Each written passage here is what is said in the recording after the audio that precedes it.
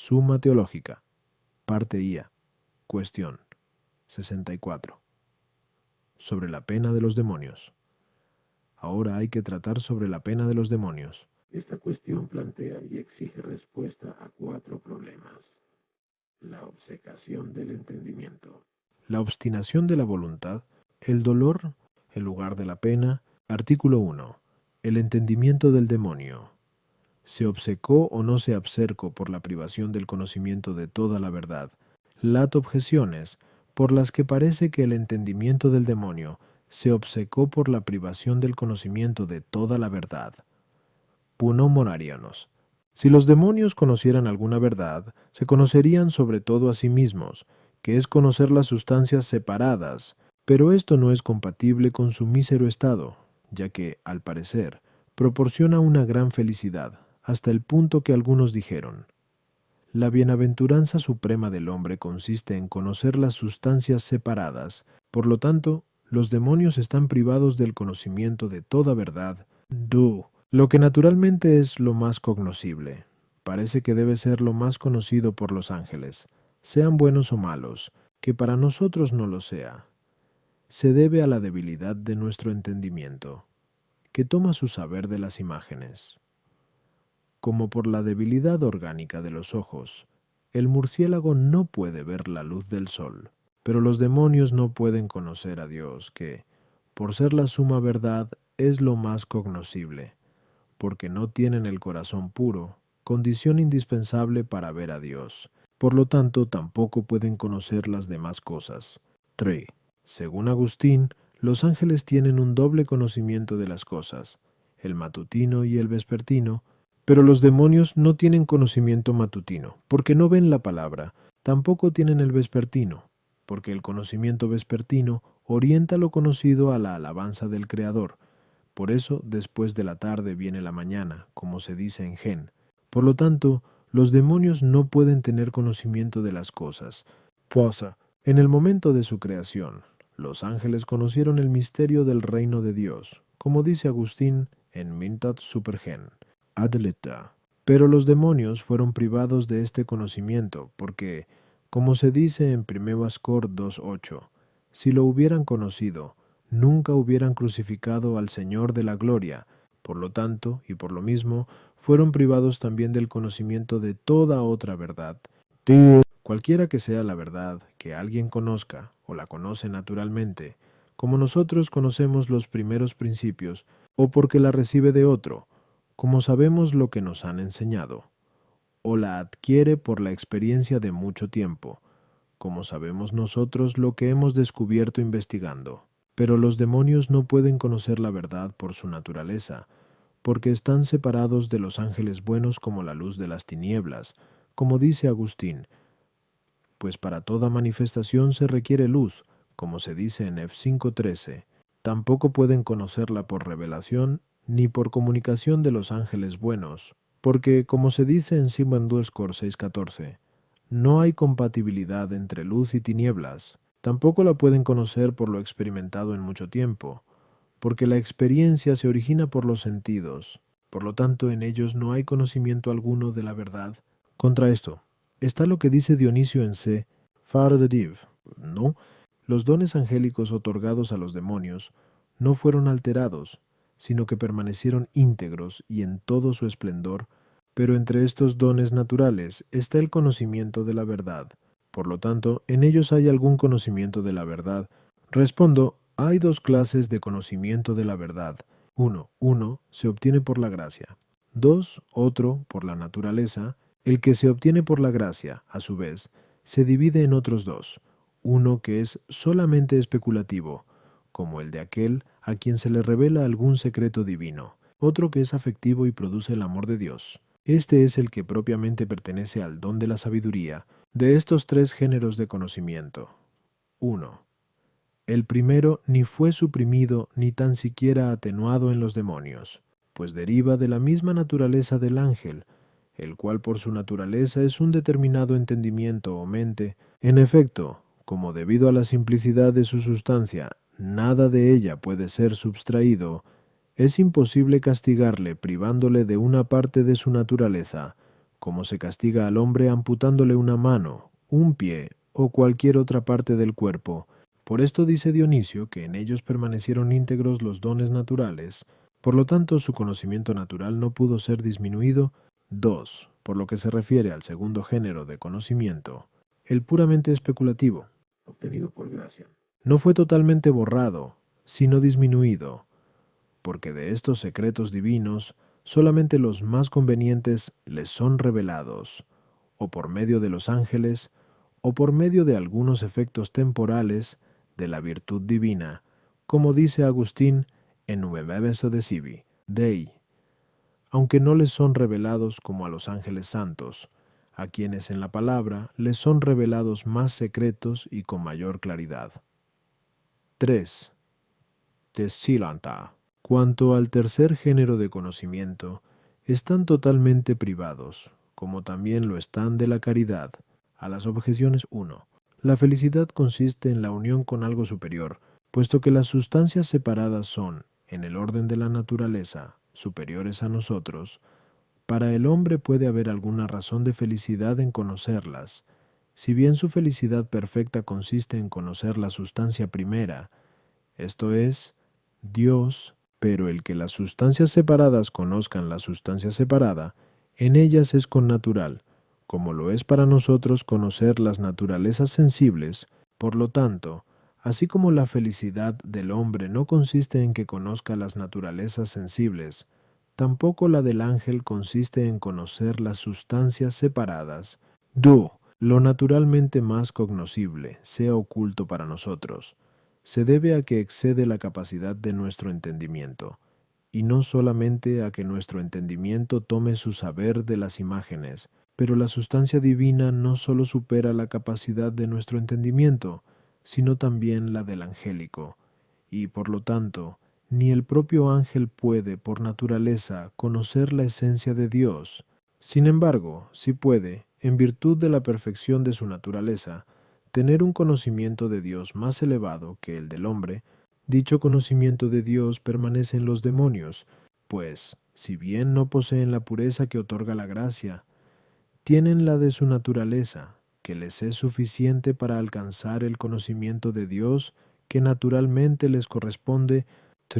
Si la criatura se compara con la excelencia de la luz divina, es tiniebla. Por esto el conocimiento de las criaturas en su propia naturaleza es llamado vespertino.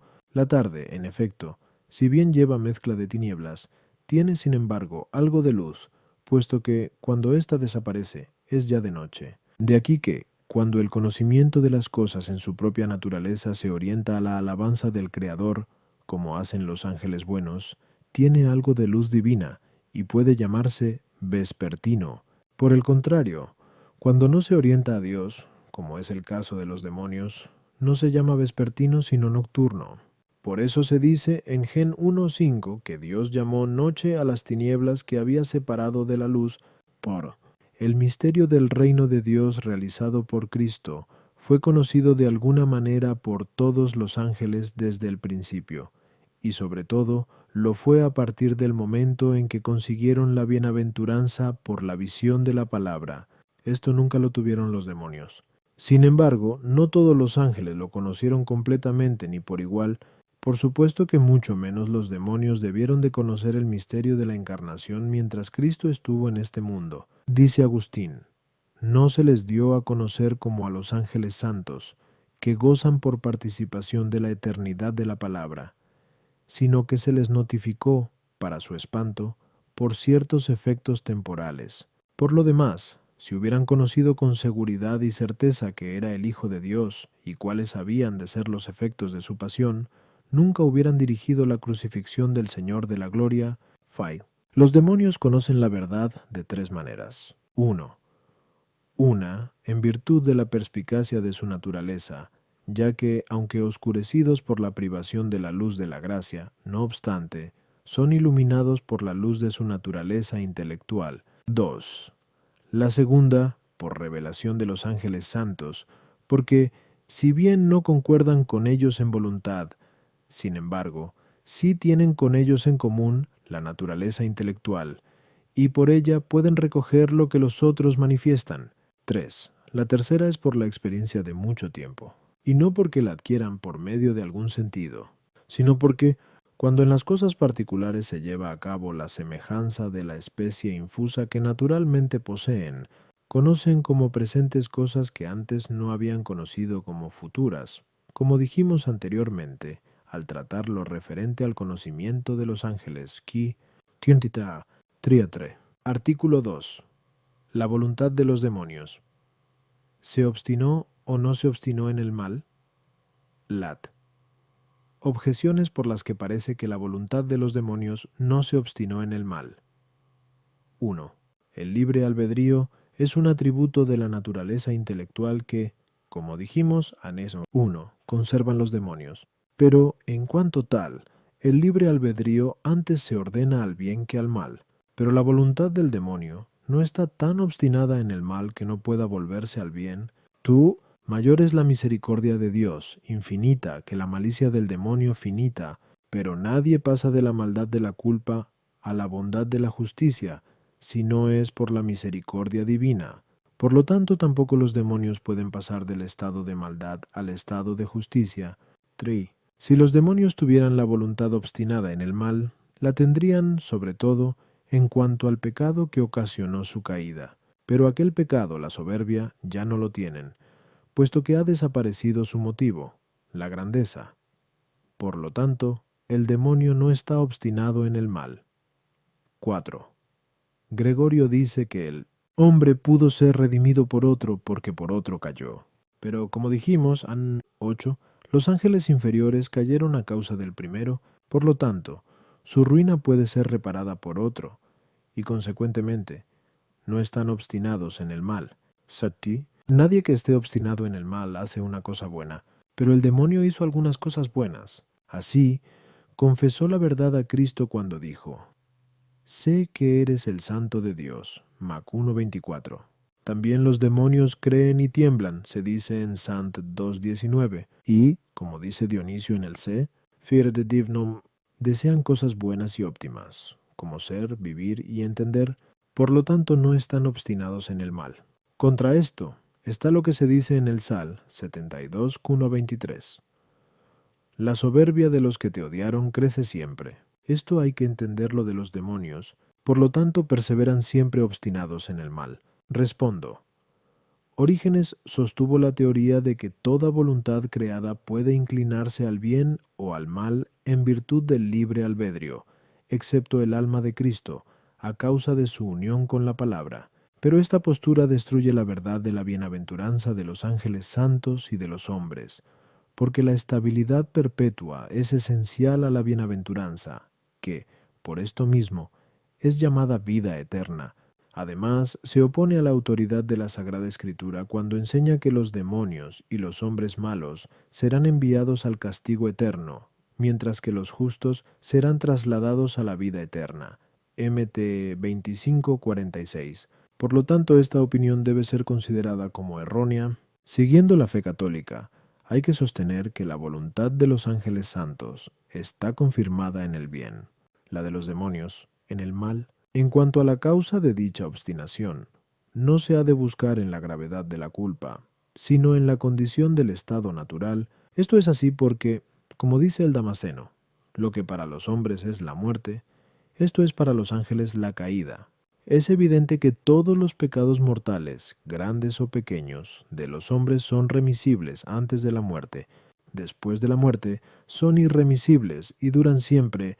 Por lo tanto, para buscar otra causa de esta obstinación, hay que tener en cuenta que el poder apetitivo es en todos proporcional al poder cognoscitivo, que es el que mueve como el motor al móvil. Ahora bien, el apetito sensitivo tiene por objeto el bien particular, mientras que la voluntad, como dijimos, que os 1, tiene el bien universal. Como también el sentido tiene por objeto los singulares, y el entendimiento los universales, pero el conocimiento del ángel difiere del hombre en que el ángel conoce, por su entendimiento de un modo inmutable, a la manera como nosotros conocemos de modo inmutable los primeros principios, que son el objeto del entendimiento. El hombre, en cambio, conoce por la razón de una manera mutable, con el camino abierto para llegar a metas opuestas, de donde se sigue que la voluntad del hombre se adhiere a los objetos de una manera mutable, ya que puede abandonar uno y adherirse a su contrario, libremente puede adherirse a una cosa o a su opuesta. Entiéndase de las cosas que no quiere por naturaleza, pero una vez adherida, esta adhesión es inmutable. Por esto suele decirse que el libre albedrío del hombre es flexible en sentidos opuestos antes de la elección y después de ella, mientras que el libre albedrío del ángel lo es antes de la elección, pero no después. Así, pues, los ángeles buenos, adheridos desde siempre a la justicia, están confirmados en ella, mientras que los malos, los pecadores, están obstinados en su pecado. Sobre la obstinación de los hombres condenados hablaremos más adelante. Suplip Q 98A 1 2 Incent Forode Pimbit Q 2 a las objeciones 1. Lo mismo los ángeles buenos que los malos tienen libre albedrío, pero según el modo y condición de su naturaleza, como ya dijimos. 3. La misericordia divina libra del pecado a los que se arrepienten, pero a los que, por estar adheridos irrevocablemente al mal, no son capaces de arrepentimiento, la misericordia de Dios no los libra. 3. El primer pecado del demonio permanece en él en cuanto a lo que apeteció, aunque no en cuanto que crea poderlo conseguir. Es como el que se convence de poder cometer un homicidio y quiere cometerlo, que, si después se le escapa la posibilidad de hacerlo, sin embargo, su voluntad puede seguir queriéndolo, bien porque quisiera haberlo cometido, bien porque todavía querría cometerlo si pudiera. Foro. La causa total de que sea remisible el pecado del hombre no es porque haya pecado por instigación de otro, por lo tanto no hay paridad. Fa. En el demonio hay dos clases de actos. 1. Procedente de su voluntad deliberada, que es lo que propiamente puede llamarse acto suyo. Este acto en el demonio es siempre malo porque, aun cuando a veces hace algo bueno, sin embargo, no lo hace bien. Así, cuando dice la verdad es para engañar, y cuando cree y confiesa, no lo hace voluntariamente, sino forzado por la evidencia de las cosas. 2. El otro acto del demonio es el natural, que puede ser bueno y atestigua la bondad de su naturaleza, a pesar de que, incluso de este acto, abusan para el mal. Artículo 3. ¿Hay o no hay dolor en los demonios? Lat. Objeciones por las que parece que no hay dolor en los demonios. 1. Como el dolor y la alegría se oponen, no pueden estar en el mismo sujeto, pero los demonios experimentan alegría. Dice Agustín en Contra Manicheos: el diablo tiene poder sobre todos los que desprecian los mandamientos divinos, y se alegra de este desdichado poder, por lo tanto, en los demonios no hay dolor. 2. Más aún, el dolor es causa del temor, porque las cosas que tememos antes de que lleguen son las mismas de las que nos dolemos cuando han llegado. Pero en los demonios no hay temor, según aquello de Job 41:25. Fue hecho para no tener miedo a nada. Por lo tanto, en los demonios no hay dolor. ¿Sí? Dolerse del mal es un bien, pero los demonios no pueden hacer nada bien. Por lo tanto, no pueden dolerse al menos del mal de culpa que pertenece al gusano de la conciencia. Contra esto, está el hecho de que el pecado del demonio es más grave que el del hombre, pero el hombre es atormentado con dolores en castigo por el goce del pecado, según aquello de la Poc 18:7. Cuanto se envaneció y entregó al lujo, dadle otro tanto de tormento y duelo, por lo tanto, mucho más castigado con tormento y duelo será el diablo, que tanto se ufanó. Respondo, si el temor, el dolor, la alegría y, en general, las afecciones de este género se toman como pasiones, no pueden atribuirse a los demonios, puesto que en este sentido son propias del apetito sensitivo, que es una facultad unida a algún órgano corporal, pero si en cambio se toman como simples actos de la voluntad, pueden existir en los demonios. Hay que decir, en ellos hay dolor. El porqué de esto radica en que el dolor, en cuanto simple acto de la voluntad, no es otra cosa que una reacción contra lo que es y lo que no es. Pero es indudable que los demonios quisieran que muchas cosas que existen no existieran así, por ejemplo, y por estar llenos de envidia, quisieran la condenación de los que se salvan. Por lo tanto, hay que decir, en los demonios hay dolor. Primero, porque es esencial a la pena el que sea contraria a la voluntad. Además, porque están privados de una bienaventuranza que desean naturalmente. Y también porque en muchas ocasiones se encuentran cohibida su perversa voluntad. A las objeciones 1. La alegría y el dolor son opuestos cuando se refieren a un mismo objeto, pero no lo son respecto a objetos distintos. Por eso no hay inconveniente en que alguien se duela de una cosa, y a la vez se alegre de otra distinta. Esto sucede sobre todo cuando el dolor y la alegría son simples actos de la voluntad, porque puede suceder que, no ya en cosas diversas, sino en la misma cosa, se encuentre algo que queremos y algo que no queremos. Tsai. Por lo mismo que en los demonios hay dolor del mal presente, también hay temor del mal futuro. En cuanto al texto, fue hecho para no tener miedo, Job 41:25, se entiende el temor de Dios que aparta del pecado.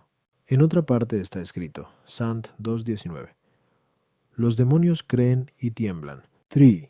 Dolerse del mal de culpa es prueba en favor de la bondad de la voluntad, a la que se le opone el mal de culpa. En cambio, dolerse del mal de pena o del mal de culpa por razón de la pena atestigua la bondad de la naturaleza, a la que se opone el mal de pena. Por eso dice Agustín en 19 Vito Decibonos Dei, el dolor del bien perdido por causa del tormento es prueba de una naturaleza buena.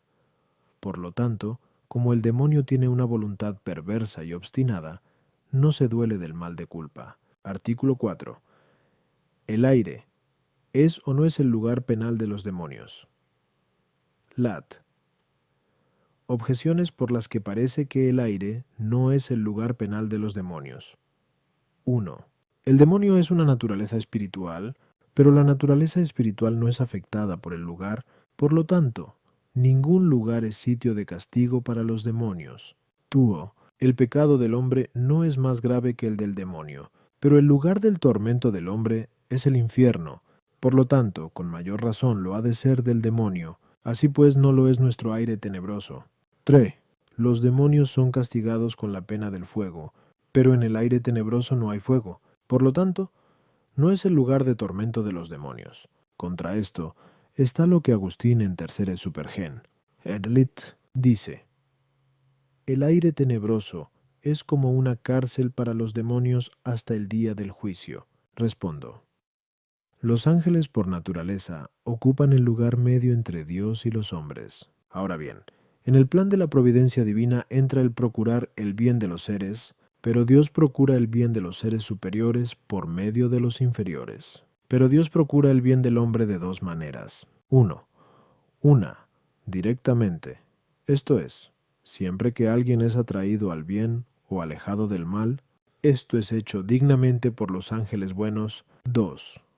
Otra, indirectamente, o sea, cuando alguno que es atacado se esfuerza en rechazar al adversario. Esta manera de procurar el bien del hombre fue conveniente que se llevara a cabo por medio de los ángeles malos, a fin de que, después de su pecado, no quedasen totalmente excluidos de colaborar en el orden del universo. Así, pues, los demonios deben tener dos lugares de tormento: uno por razón de su culpa, el infierno; otro por razón de las pruebas a las que someten a los hombres, la atmósfera tenebrosa. Pero la obra de procurar la salvación de los hombres durará hasta el día del juicio.